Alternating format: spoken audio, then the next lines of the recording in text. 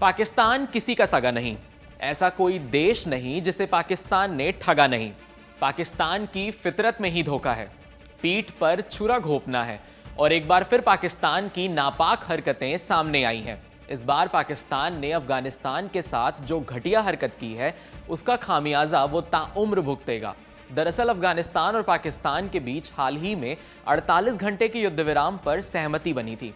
ऐसा लग रहा था कि लंबे समय से जारी तनाव अब थोड़ा कम होगा और शांति की ओर कदम बढ़ेंगे, लेकिन हुआ ठीक इसका उल्टा। पाकिस्तान ने अफगानिस्तान को युद्ध विराम के धोखे में रखकर जोरदार बमबारी कर दी। इसमें 17 लोगों की मौत हो गई, जिसमें 3 क्रिकेट खिलाड़ी भी हैं और 15 से ज्यादा लोग घायल हो गए हैं। पाकिस्तान ने अफगानिस्तान के पख्तिका प्रांत में हवाई हमले किए हैं, जो डुरंड रेखा के पास स्थित है। ये वही इलाका है जहां लंबे समय से सीमा विवाद और तनाव बना हुआ है। पाकिस्तान की इस नापाक हरकत से तालिबान तमतमा गया है। तालिबान ने कहा कि पाकिस्तान ने इस युद्ध विराम की आड़ में पीठ पर छुरा घोंपने का काम किया है। इस हमले में सबसे दर्दनाक खबर यह है कि अफगानिस्तान के क्लब स्तर के 3 क्रिकेट खिलाड़ी मारे गए हैं। अफगान क्रिकेट बोर्ड के मुताबिक ये खिलाड़ी एक मैच खेलने के बाद शाराना से अपने घर अरगुन लौट रहे थे। उसी वक्त उन्हें निशाना बनाया गया। इस हमले में 4 अन्य खिलाड़ी घायल हुए हैं। पख्तिका प्रांत की पुलिस ने पुष्टि की है कि पाकिस्तान की सेना ने बॉर्डर के पास स्थित कई इलाकों में बमबारी की है। इनमें खानदार गांव भी शामिल है, जहां एक आम नागरिक के घर पर सीधा हमला हुआ है और कई लोग हताहत हुए हैं। हालांकि पुलिस प्रवक्ता ने हमले की पूरी तकनीकी जानकारी साझा नहीं की है। इस घटना ने शांति के हर प्रयास को झटका दिया है। युद्ध विराम जैसे कदमों का मकसद होता है भरोसा बनाना, लेकिन अगर ऐसी बमबारी होती है तो विश्वास की बुनियाद ही हिल जाती है। ये सवाल अब उठ रहा है कि क्या पाकिस्तान जानबूझकर युद्ध विराम का उल्लंघन कर रहा है? क्या वह हमला एक सोची समझी रणनीति का हिस्सा था? और सबसे अहम बात, क्या अब दोनों देशों के बीच हालात और बिगड़ेंगे? इस बीच अफगानिस्तान में गुस्सा साफ देखा जा सकता है। खासतौर पर क्रिकेट समुदाय में शोक की लहर है, क्योंकि युवा खिलाड़ियों की इस तरह मौत होना देश के लिए बहुत बड़ा नुकसान है। अब इस पूरे मामले की जांच जारी है, लेकिन ये साफ है कि युद्ध विराम के बावजूद दोनों देशों के बीच तनाव कम नहीं हुआ है, बल्कि और ज्यादा खतरनाक मोड़ ले चुका है। पाकिस्तान और अफगानिस्तान के बीच लगातार बढ़ते तनाव की और पाकिस्तान के प्रधानमंत्री शहबाज शरीफ के उस बयान की जो पूरे विवाद के केंद्र में है।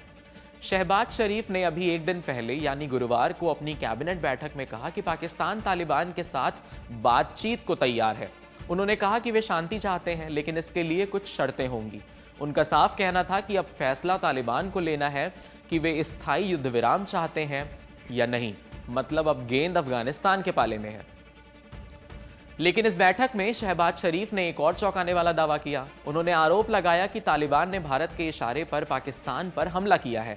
हालांकि उन्होंने इस बात का कोई सबूत पेश नहीं किया। इस बयान के पीछे एक खास बात यह भी है कि जब यह हमला हुआ तब तालिबान सरकार के विदेश मंत्री अमीर खान मुत्ताकी भारत के दौरे पर थे। इसी बात को जोड़ते हुए पाकिस्तान ने हमले को भारत से जोड़ने की कोशिश की है, मगर इस तरह के आरोप अंतर्राष्ट्रीय मंच पर कितने विश्वसनीय माने जाएंगे, ये एक बड़ा सवाल है। अब बात करते हैं उन घटनाओं की जिनके बाद हालात और ज्यादा बिगड़ गए।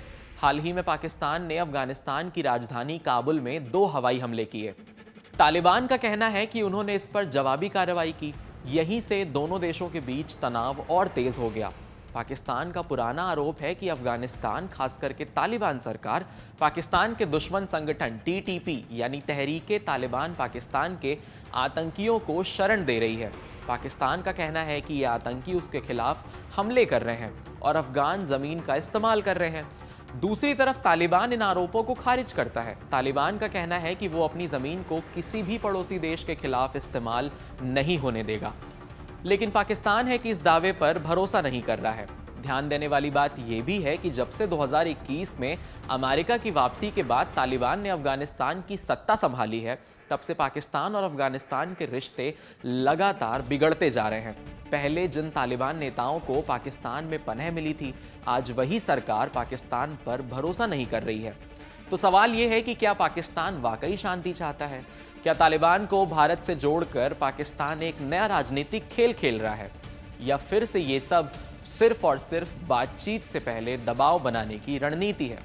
फिलहाल इतना तो साफ है कि हालात बेहद तनावपूर्ण हैं और जब तक दोनों देश पाकिस्तान और अफगानिस्तान भरोसे की बुनियाद पर साथ नहीं आते, तब तक स्थायी शांति दोनों देशों के बीच में दूर की बात लगती है।